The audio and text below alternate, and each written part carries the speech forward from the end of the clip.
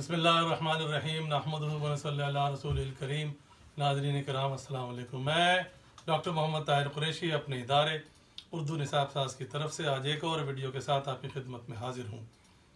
इस वीडियो का ताल्लुक़ भी 12वीं जमात के उर्दू के पर्चे से है। किताब है गुलज़ार उर्दू जो सिंध टेक्स्ट बोर्ड ने शामिल की हुई है और 12वीं जमात का सवाल नंबर 2 है जो कि गज़ल की अशार की तशरीह पर मुश्तमिल होता है। वैसे तो मैं मुखातिब हूँ उन सभी बाज़ौक़ लोगों से जिनको गालिब से उसकी शायरी से उसकी तशरीहात और उन अशार की तशरीहात से दिलचस्पी है, लेकिन ख़ास तौर पर तदरीसी मकासद के लिए मैं मुखातिब हूँ 12वीं जमात के तलबा तालिबात से और बिलखुसूस DJ Sindh government science college के तलबा। उनको हिदायत की जाती है कि वो कापी कलम लेके बैठें और वीडियो गौर से सुने, ख़ास बातें वो लिखते रहें और वीडियो देखने के बाद अपना रोल नंबर, अपना नाम और अपनी क्लास कमेंट्स के तबसरे वाले हिस्से में ज़रूर लिखें ताकि उनकी हाज़िरी हो जाए और कुछ पूछना चाहते हों तो वो भी उसी हिस्से में पूछ सकते हैं। इससे पहले वीडियो में हम मीर तकी मीर की दोनों गज़लों की तशरीह पेश कर चुके हैं, मिर्ज़ा गालिब की पहली गज़ल की तशरीह पेश कर चुके हैं। आज मिर्ज़ा गालिब की दूसरी गज़ल की तशरीह पेश करने की हम कोशिश कर रहे हैं। मिर्ज़ा ज़फ़रुल्लाह खां गालिब, जैसे कि हमने पिछली वीडियो में भी कहा था, उनकी शायरी की सबसे नुमाया बात है उनकी जिद्दत, नया अंदाज़, अनोखा अंदाज़। हर बात को बिल्कुल ही अजीब व गरीब अंदाज में कहते हैं, या तो बात नहीं कहते हैं या अगर पुरानी बात भी कहनी पड़ जाए, जाहिर सी बात है कि सब बातें नई नहीं हो सकती, तो पुरानी बात को भी नए और अनोखे अंदाज में कहते हैं। यह उनकी शायरी की सबसे बड़ी खुसूसियत है। उसके अलावा उनका फ़लसफ़ा है, शौक़ी है, इजाज़ व इख्तिसार है, कुछ तसव्वुफ़ भी है और बात को कहने का जो ढंग है वो किसी और शायर को नसीब नहीं हुआ। दूसरी गज़ल, उसका मतलब, कोई दिन गर जिंदगानी और है, हमने अपने जी माफ़ कीजिए अपने जी में हमने ठानी और है। वही तरीक़ा जो हमने बताया हुआ है कि शेर को नसर बनाए, फ़ेल को आखिर में ले जाए, जुमला बनाए, यानी अगर हम बोलते तो कैसे बोलते, उसूल ये है। इसी मिसरे को जुमला बनाते हैं, यानी इन्हीं अल्फाज के साथ अगर हम बोलते, अगर जिंदगानी कोई दिन और है, गर पूरा कहेंगे, अगर कहेंगे शायरी में तो चलता है, नसर में पूरा बोलेंगे। अगर जिंदगानी कोई दिन और है, अब जुमला बन गया। दूसरा मिसरा, हमने अपने जी में और ठानी है, अब 2 जुमले बन गए। अब आइए इसको आसान करते हैं। घर का पता अगर है, जिंदगानी ज़िंदगी और है यानी मज़ीद थोड़े दिन बाकी है, तो आसान जुमला ये हो सकता है, अगर हमारी ज़िंदगी के कुछ दिन बचे हुए हैं, कुछ दिन बाकी हैं, तो अपने जी में, जी का मतलब दिल, अपने दिल में हमने और ही ठानी भी है। ठानना, पक्का इरादा करना, मुसम्मम इरादा करना, हमने अब तो कुछ और ही सोचा हुआ है, अब सारी बात इसकी करनी है। शायर ये कह रहा है, अब तशरीह, शायर ये कह रहा है कि अगर हमारी ज़िंदगी के कुछ दिन बचे हुए हैं, अब तक जो ज़िंदगी गुजर गई वो तो गुजर गई, लेकिन अब हम अपनी ज़िंदगी किसी और ही तरीके से गुजारेंगे। किस तरीके से गुजारेंगे भाई, ये नहीं बता रहे। शेर ख़त्म हो गया, मायने तो उलझ गए भाई, क्या करेंगे क्या नहीं करेंगे, कुछ वाज़े नहीं हो रहा। चलिए हम वहाँ तक तो पहुँचे जहाँ तक हम जा सकते हैं, फिर उसको भी हल करने की कोशिश करते हैं। ये तो तय है कि शायर की अब तक की ज़िंदगी अच्छी नहीं गुजरी, क्योंकि अगर किसी की भी ज़िंदगी, आपकी मेरी किसी की भी अच्छी गुजरती है तो वो यही दुआ करता है ना कि अल्लाह ताला इसी तरह गुजर जाए, इसी तरह सुकून और आफियत खैर खैरियत से गुजर जाए। उसको बदलने का इरादा तो करता भी नहीं है। शायर जो बदलने का इरादा कर रहा है, इससे साफ जाहिर है कि उसकी अब तक की ज़िंदगी अच्छी नहीं गुजरी। भाई क्या अच्छी नहीं गुजरी, दुखों में, मुसीबतों में, परेशानियों में, तकलीफ़ों में गुजरी। अब शायर उनसे तंग आ चुका है, अब कह रहा बहुत हो गई भाई, अब इस तरह हमसे नहीं जिया जाता, अब तो हम किसी और ही तरीके से जिएंगे। अब कोई और तरीका वो बता नहीं रहा, यहाँ पे शेर उलझ गया। तो जो दिक्कत हमें आपको पेश आ रही है उनके दौर में भी पेश आई थी। तो उनके एक शागिर्द ने एक ख़त लिखकर इस शेर का मतलब पूछा था।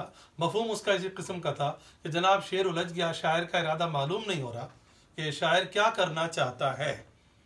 उस पर जवाब गालिब ने दिया, और जवाब देने वाले गालिब तो फिर वो सीधा सीधा जवाब क्यों देंगे, आप उनके खतूत से वाकिफ़ हैं। उन्होंने जवाब दिया कि कोई नहीं उलझा शेर, शायर किसी पे अपना इरादा क्यों बताए। शायर की मर्ज़ी है कि मोहब्बत तर्क कर दे, शायर की मर्ज़ी है कि जंगलों में चला जाए, शायर की मर्ज़ी है कि फ़कीर होकर बैठ जाए। मैं मफहूमन बता रहा हूँ, गरज वो कुछ भी कर सकता है, लेकिन वो अपना इरादा किसी दूसरे को बताने का पाबंद नहीं है।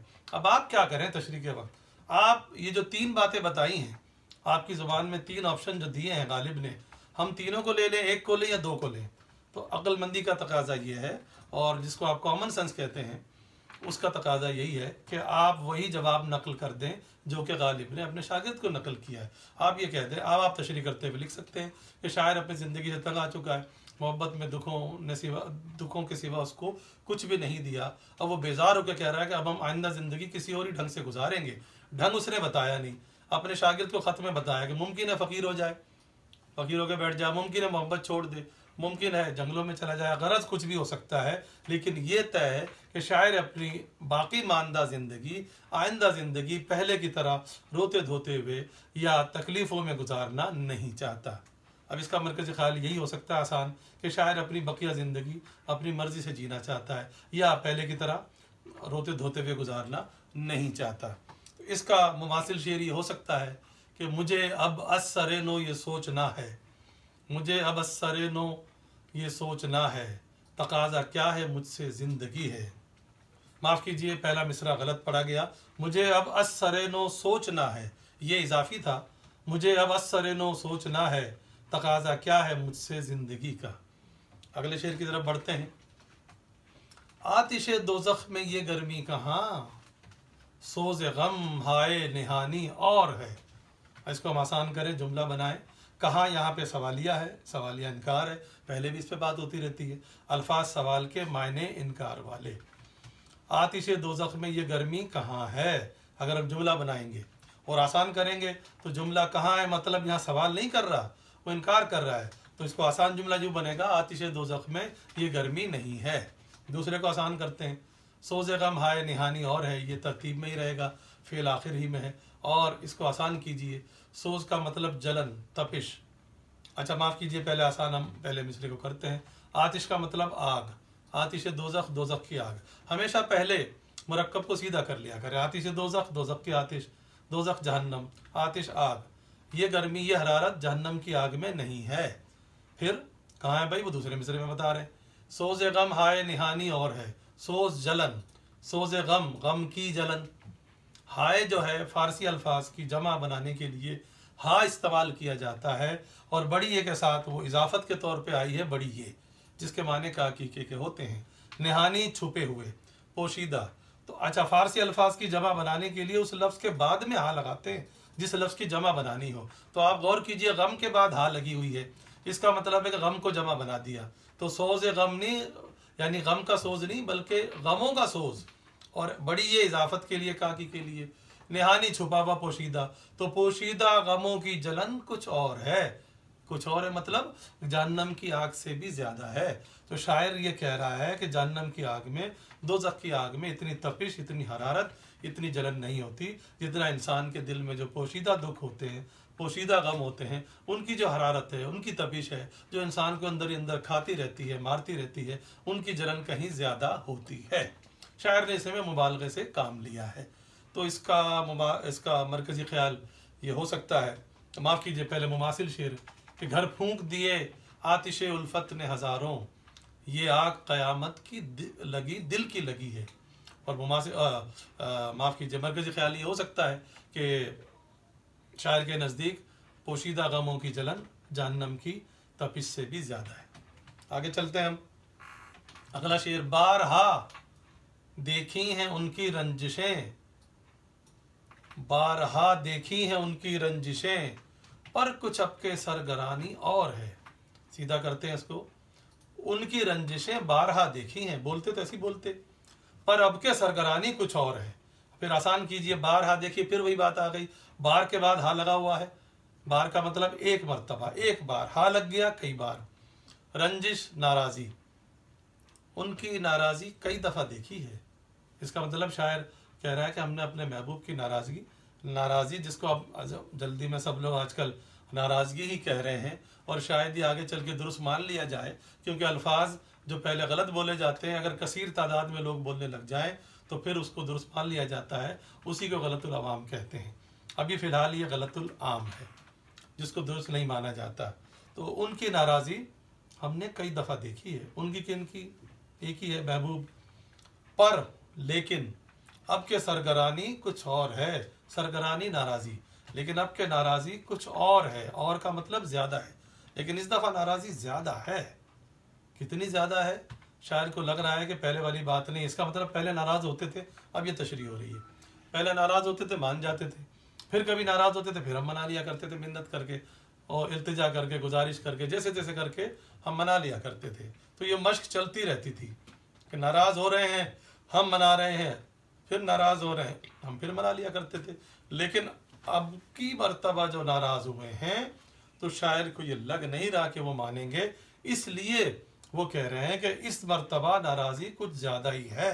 यानी शायर को ये महसूस हो रहा है कि अब उसका महबूब मानेगा नहीं, अब वो खफा ही रहेगा। अब किस वजह से नाराज़ हो रहा है, वजह शायर ने नहीं बताई, कोई भी हो सकती है। जो वजह शायर ना बताए तो उसमें अंदाजे लगाए जा सकते हैं। आप अंदाजन कह सकते हैं कि शायद शायर से कोई ऐसी गलती हो गई हो जिसको उसका महबूब माफ़ करने को तैयार ना हो, या इसके बरक्स खुद महबूब का दिल उससे भर चुका हो, क्योंकि महबूब, उर्दू शायरी का महबूब शायर से, आशिक से मोहब्बत तो करता पहले भी नहीं है, लेकिन बर्दाश्त करता है। लेकिन अब वो उसकी बर्दाश्त से भी बाहर हो गया, अब वो सोच रहा रोज़ रोज़ की नाराज़ होने से और मन में मनाने से क्या फ़ायदा, अब की दफ़ा इकट्ठे ही नाराज़ हो जाओ, यानी पक्की कुट्टी। तो इसलिए कोई भी वजह हो सकती है, शायर की गलती हो सकती है, महबूब का अपना दिल भर जाना हो सकता है, रकीब ने कान भर दिए हो, ये भी हो सकता है। गरज कोई भी वजह हो, शायर को लगता है उसका महबूब बिल्कुल भी मानेगा नहीं। तो इसका मरकज़ी ख्याल ये हो सकता है कि शायर के महबूब की नाराज़गी पहले से कहीं ज़्यादा है। और इसका मुमासिल शेर, अब के तो जैसे सर से क़यामत गुज़र गई, पहले भी यूँ तो बारहा हमसे खफा हुआ। इस गज़ल का दूसरा अगला शेर, दे के ख़त मुँह देखता है नामा बर, कुछ तो पैगाम ज़बानी और है। ये बड़ा दिलचस्प शेर है और गालिब के कमालात में से आप इसको समझ लीजिए कि कम अल्फाज में ज़्यादा बात। पहले तो सीधा करते हैं उसको, नामा बर ख़त दे के मुँह देखता है, बोलेंगे तो ऐसे ही बोलेंगे ना, कुछ तो पैगाम ज़बानी और है, ये ऐसे ही रहेगा क्योंकि तरतीब भी में है। अब आइए आसान कीजिए, नामा ख़त को कहते हैं, बर लाने ले जाने वाला, कैरियर, नामा बर ख़त लाने ले जाने वाला, कासिद डाकिया, एलची, पयाम्बर। ये आप 11वीं में गज़ल पढ़ चुके हैं आतिश की, पयाम्बर ना मुयस्सर हुआ तो खूब हुआ, ज़ुबान गैर से क्या शर आरजू करते। तो उर्दू शायरी में जैसे महबूब का, जैसे आशिक का, जैसे रकीब का मखसूस किरदार है, जैसे नासिह का किरदार है, इसी तरह एक किरदार है ख़त लाने ले जाने वाले को। उसको कोई भी कासिद कह देते हैं, कभी नामाबर कह देते हैं, कभी एलची कह देते हैं, कभी पयाम्बर कह देते हैं। ये वो मखसूस किरदार है जिसका आशिक वो मुतमन्नी रहता है कि वो उसको मिल जाए ताकि उसके हाथ महबूब को ख़त भिजवाए। तो शायर कह रहा है इस मरतबा कासिद जो है ख़त देकर मुँह देख रहा है। अब कोई भी डाकिया, कोई भी एलची आपके पास को ख़त लेकर आएगा, उसका काम क्या होता है, ख़त दे और चला जाए। लेकिन यहाँ ऐसा नहीं हो रहा, शायर कह रहा है वो खड़ा खड़ा मेरा मुंह देख रहा है। इससे शायर ने अंदाज़ा लगाया इसका मतलब कुछ ज़बानी पैगाम भी है इसके अलावा, जो उसके महबूब ने ख़त में लिखना मुनासिब नहीं समझा, और ज़बानी के अलावा देखा, जाके ज़बानी कह देना अच्छी बात है भाई, चलिए यूँ ही सही, अगर ज़बानी पैगाम भी है तो कासिद उसको ज़बानी पैगाम क्यों नहीं देख रहा, खड़ा खड़ा उसकी शक्ल क्यों देख रहा है। यहीं पे तो मायने हैं जो गालिब हमें दिखाना चाह रहे हैं, समझाना चाह रहे हैं कि चलिए हम पहले से थोड़ा सा पीछे आते हैं। यहाँ तक तो बात समझ में आ गई कि कोई ज़बानी पैगाम भी कासिद लाया है, ठीक है भी लाया है, तो फिर दे क्यों नहीं रहा। अच्छा अब चलिए थोड़ा फ़र्ज़ करते हैं, ज़बानी पैगाम अच्छा है या बुरा, हमारी अक्ल क्या कहती है। अगर अच्छा होता तो अच्छा पैगाम फ़ौरन दिया जाता है, ये नफ्सियाती बात है, और बुरा पैगाम सोच समझ के दिया जाता है। बुरी खबर भी आसानी से किसी को नहीं देनी चाहिए, ऐसा ना हो कि उसको झटका लगे, कोई दिल का दौरा ना पड़ जाए, कोई सदमा ना हो, लेकिन अच्छी खबर फ़ौरन देते हैं। इसका मतलब है वो खड़ा खड़ा मुंह देख रहा है तो खबर तो अच्छी नहीं है भाई, ठीक है भाई, खबर तो अच्छी बिल्कुल भी नहीं है। शायर ने यह अंदाज़ा लगाया, क्यों कि नफ्सियाती बात है, सामने की बात है, कुदरती बात है, अच्छी होती तो फ़ौरन देता, बल्कि उसके बदले में इनाम भी लेता, भाई तुम्हारे लिए खुशखबरी लाया हूँ। आजकल तो मार्कशीट भी घर पे डाकिया लेकर आता है तो उसके बदले कुछ ना कुछ पैसे उसको देने पड़ जाते हैं इनाम के तौर पर। तो कासिद तो इनाम लेता अगर अच्छी खबर होती तो यहाँ तक बात समझ में आई। अब आगे चलिए, ये तय हो गया कि बुरी खबर है, चलिए भाई बुरी खबर भी है, तब भी वो कासिद उसको दे के अपनी जान क्यों नहीं छुड़ा रहा, खड़ा खड़ा मुंह क्यों देख रहा है। तो यहीं पे सारा खेल है, असल में पैगाम बुरा है। अच्छा बुरा, फिर क्या बुरा हो सकता है शायर के लिए पैगाम जिसको कासिद देते हुए हिचकिचा रहा है। इससे ज़्यादा बुरा क्या होगा, महबूब ने कह दिया होगा कि भाई क़त्अ ताल्लुक़, इस ख़त को मेरी आखिरी तहरीर समझना, मुझको गम हालात की तस्वीर समझना है, मैंने दोनों मिसरे ऊपर नीचे कर दिए, लेकिन सिर्फ आपको समझाने के लिए। ये आखिरी ख़त है मेरा, इसके बाद तुम अपना मुंह उधर कर लो, हम अपना मुंह उधर कर लें। यानी क़ता ताल्लुक़ का पैगाम भेजा है महबूब ने कासिद के ज़रिए। चलो भाई मान लिया वो भी भेजा है, तब भी कासिद दे क्यों नहीं रहा? असल में वो इसलिए नहीं दे रहा कि वो तो शायर के हालात से वाकिफ़ है, क्योंकि वही तो शायर का ख़त लेके जाता है, वही तो शायर की बेचैनियाँ बेकरारियाँ ख़त के ज़रिए महबूब तक पहुँचाता है। वो जानता ही अपने महबूब पे कितना मरता है। अब वो देख रहा है कि महबूब ने कह दिया कि तुम्हारी हमारी कुट्टी, मामला ख़त्म। अब मैंने इतनी बुरी बात अगर इसको बता दी, ये बुरा पैगाम दे दिया, तो ऐसा ना हो कि सदमे से कहीं ये मर ही ना जाए। कासिद इंसान ही तो है ना, तो इंसानी हमदर्दी के नाते वो ये बुरा पैगाम उसको देते हुए हिचकिचा रहा है। अब देखिए 2 छोटे मिसरों में कितनी लंबी कहानी गालिब ने पेश कर दी है। यही गालिब का कमाल है, जिसको ईजाज़ और इख्तिसार भी कहते हैं। मुख्तसर अल्फाज मायने ज़्यादा। तो इसका मरकज़ी ख्याल ये हो सकता है कि कासिद शायर के लिए बुरा पैगाम लाया है, जिसको वो शायर को बताते हुए डर रहा है। अब इसका मुमासिल शेर शायद ये हो कि जज्बात ख़तों में भी पूरे नहीं होते हैं, कुछ वो हैं जो लफ्ज़ों में लिखे नहीं जाते। आखिरी शेर मक्ता है, मक्ता का शेर तशरीह के लिए आता तो नहीं है, ज़बानी समझ लें। हो चुकी गालिब बलाएं सब तमाम, एक मर्ग नागहानी और है। गालिब कह रहे गालिब सब बलाएं तमाम हो गई, पूरी हो गई। एक मर्ग नागहानी, नागहानी अचानक आने वाली मर्ग का मतलब मौत। अचानक आने वाली मौत कुछ और ही है, बस और बाकी है। इसका मतलब शायर ये कह रहा है कि अब वो ज़िंदगी के गमों का मुकाबला कर चुका है। कह रहा सारी मुसीबतें हमने झेल ली, बस एक मुसीबत आना बाकी है, वो है मौत। वो देखो कब आती है, इसके लिए इतना ही काफ़ी है। तो नाज़रीन कराम और तलबा तालिबात, आज आपकी खिदमत में गालिब की दूसरी गज़ल पेश की गई। इंशाअल्लाह अगली वीडियो में मज़ीद अशार की तशरीह पेश की जाएगी। बहुत शुक्रिया।